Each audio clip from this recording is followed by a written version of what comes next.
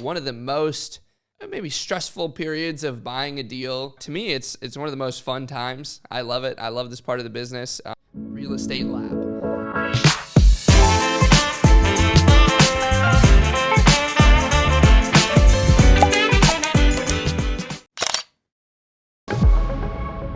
What's up, guys? I'm back here, Chapter 7, and we are going to be talking today about the transaction process and our due diligence checklist and due diligence processes. This is a very important and time-consuming part of the process. I would say one of the most maybe stressful periods of buying a deal is when you go under contract. To me, it's one of the most fun times. I love it. I love this part of the business. It's really fast-paced and exciting, and there's a lot going on. Also, normally that comes along with a lot of stresses around raising capital and putting the deal together and finding a lender and getting it closed. But, for me personally, I find that fun. Maybe other people think I'm crazy, but I enjoy this part of the process. So what it comes down to is when you buy a property, there's a lot of things that you got to do, right? There's confirming the condition and the status of the property compared to what you were told up front when you made a decision to buy it and when you made an offer. So that's our due diligence, right? And we've got a ton of different things along the way that we've got to line up before we buy a property: insurance, financing, capital, operating agreements, LLCs, this and that and the other. And so there's just a ton of things that come along with this. And so I've got a screen share here for you guys that we can now zoom in on. And I'm going to walk you through kind of what the overall transaction process looks like. And then I'm going to get into the due diligence checklist that I've put together for you guys to use. And that includes a lot of the steps that you're going to want to check off during the process. Just a helpful guide. You don't have to use it every time, but it's good. It's a helpful guide that I think is especially good when you're working with teams. You could assign different tasks to different people. So let's just jump in. As we've talked about before, guys, we've gone through the letter of intent and the purchase agreement in the last chapter. So the first step is LOI in the transaction process. When you're transacting on a deal, you first put together a letter of intent or you make some form of offer. They accept your offer, fantastic. What we start doing, because this is something that you want to maximize your time on, right? As we talked about in the last two chapters, you have time frames that come along with this transaction process. You have a due diligence time frame, and then you have a closing period, a closing time frame. So within that, you might have 30, 60, 90, 120 days, however many days it is. You want to maximize the amount of time in that period that you spend doing things like, if you're syndicating, raising capital, for example. And that's really important because especially if you're new and you can't raise $5 million in a week, right? Which is most people don't do when they're first getting started out.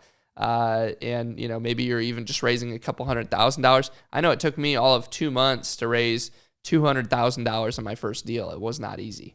So everybody's starting at a different place, right? And we want to maximize our contractual period of time for raising capital. So I get the LOI signed. I know they've accepted my offer.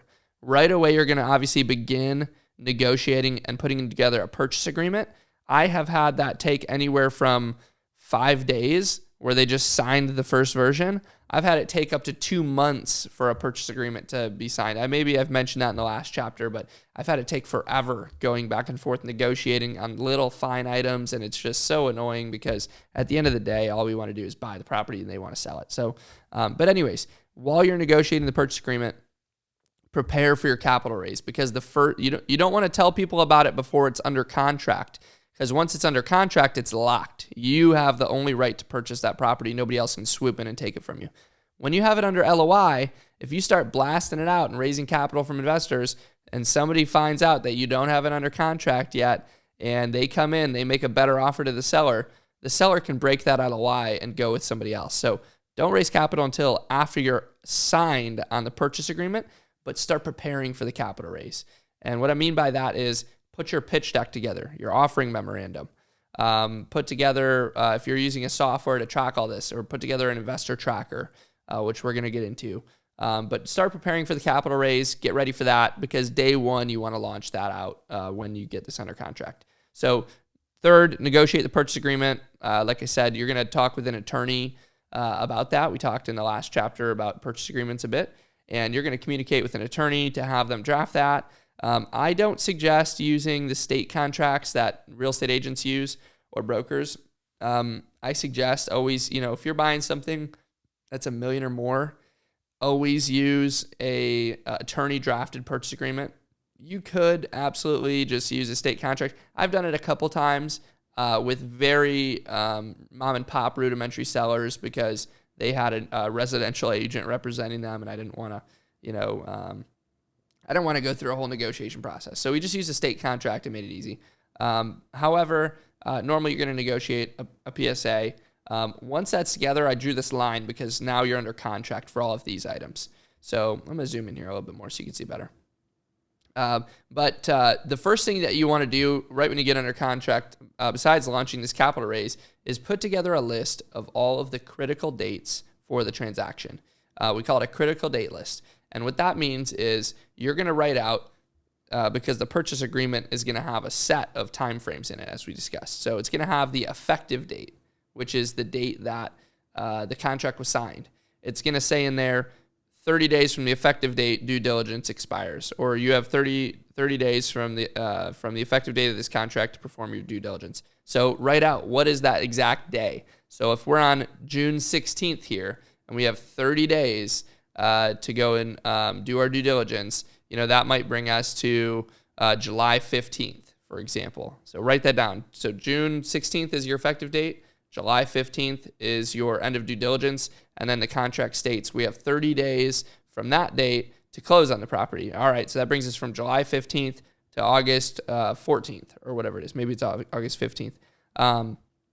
And then from there, you might have extensions, right? You might have the ability to extend. So write down all those extensions. And I put all these into a Word doc or an Excel sheet, and you're also going to have title review periods and an environmental review period potentially. So get all of these critical dates down into one spot, save it into your file system so that your whole team can see it. And then I send out calendar invites for each of those days. So I use Google Calendar, and I'll go on each of those days and just create a day event, an all-day event that says, this is the end of due diligence, closing date, final closing date, and I send invites out to everybody on my team. So that they could see these are all the critical dates, and then we could stay on track for our schedule. Because the last thing you want, for example, some contracts say you have you can extend the contract by 30 days, but you have to notify us at least 5 days before the closing period. So you get down and you're like the day before closing and you want to extend, but you forgot you had to do that. It's a pain in the butt. Just remember, and I've done that before. So just remember that you want to put all those dates in there and track everything. So anyways, you track your critical dates right away, launch your capital raising. We're going to get more into capital raising later. Next, have an attorney prepare your PPM and OA. Start this right away because that could take 2 to 3 weeks for them to prepare private placement memorandum. Sometimes it's taken a month. Sometimes it's taken a week. It just depends on your attorney and their workload at the time.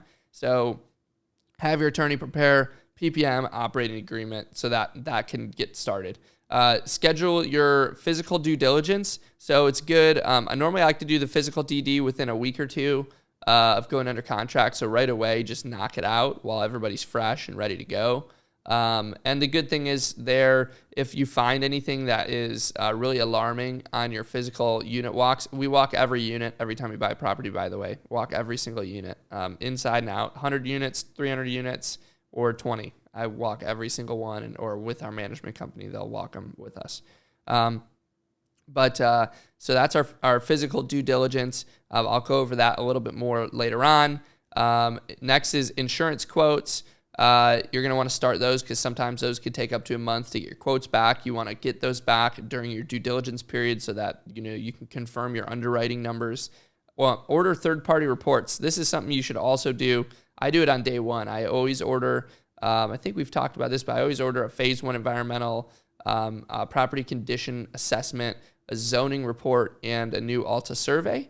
And those could take up to 3 to 4 weeks, especially the environmental. So I really like to order those day one under contract because it's going to take a little while to schedule it, take a little while to get the report back. And if you have any environmental concerns, or maybe you don't, but there is something wrong with the property environmentally, you really need to know that before your due diligence period ends. So it is extremely important that you order that on the first day that you go under contract, so that you can get it scheduled and get it back within that 30-day due diligence, or whatever your due diligence period is. Ideally, it's normally 30 days. So you want to get that environmental report back ASAP, so that you can make a decision on whether you want to proceed. I mean, that's the point of due diligence. Do we want to actually proceed to close on this thing, or are we going to back out of the deal? So that's important.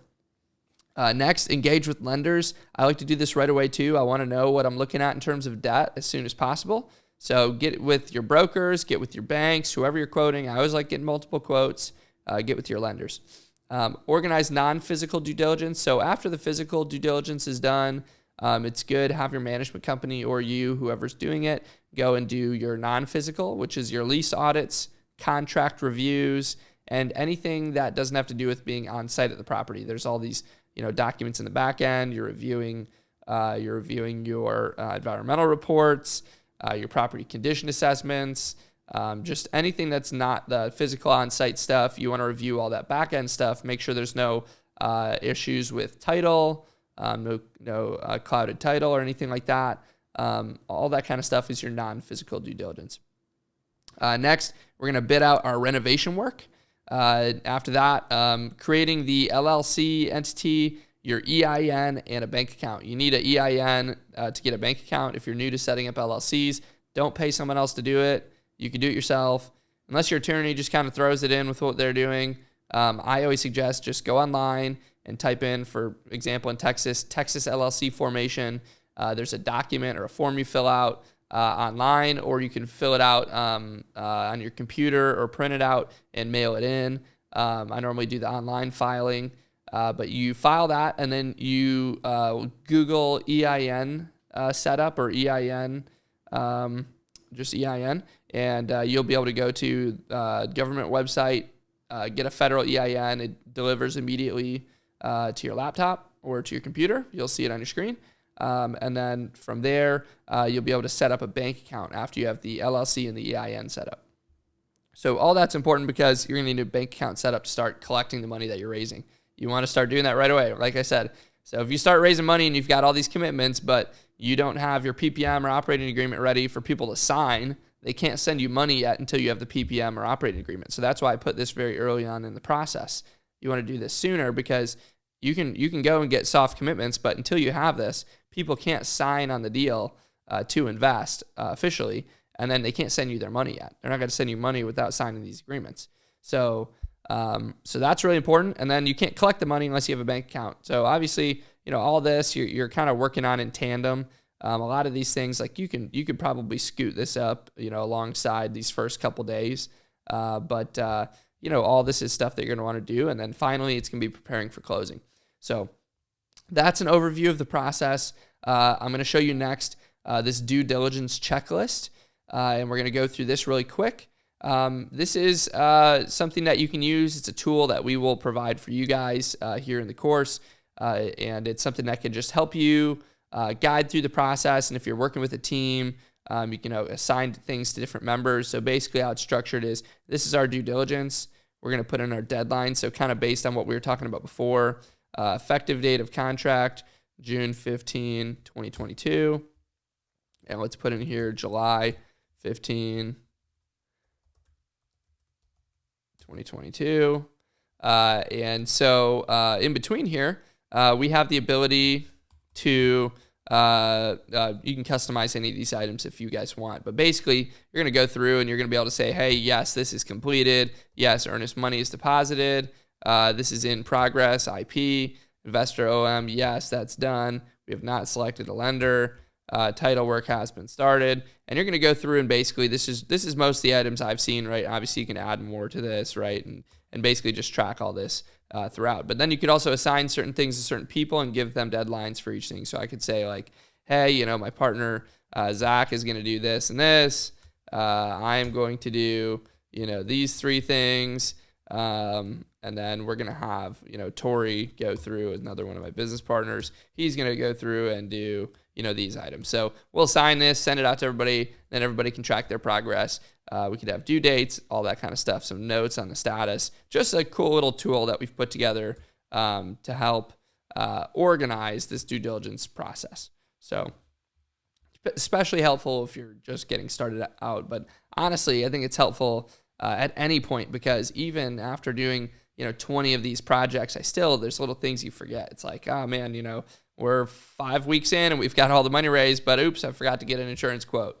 And it just happens, right? When you've got multiple projects going on and a lot of different things, like you forget things. So important to to use something like this to just keep you organized, keep you on track. I think organization is key in this business. So next, down here, we've got a little section here for putting in who are the key contacts. So I'll just go through when we start off, and I'll write in who are all our key contacts and their emails, just so that our whole team has access to who's the contractor, if there's just one, who's the listing broker, the lender, third-party reports, insurance, legal. I want everybody to have all the contacts so that if they need to reach out to somebody, they've got it. And then we'll put in kind of our critical date list over here in the earnest money deposit timeframes. And you can get a little bit more detailed with that and put the actual dates. So I've got a couple notes down here finally to go through. This kind of just talks a little bit about what I was mentioning before about the due diligence. So, our non-physical due diligence, again, it's our lease audit, utilities, insurance quotes, contract reviews, employee contracts, all that kind of stuff. The third-party reports, as I mentioned again, there's your survey, zoning report, phase 1, and your property condition report. So that's kind of an overview of the transaction process. I'm going to stop my screen recording here. It's overview of the transaction process and due diligence. I'm going to go through a little bit more in depth on what you want to do on your due diligence in some of the next sections. But for now, that's what you're going to be doing when you're under contract on a property. So thanks guys for watching, and I'll catch you on the next video.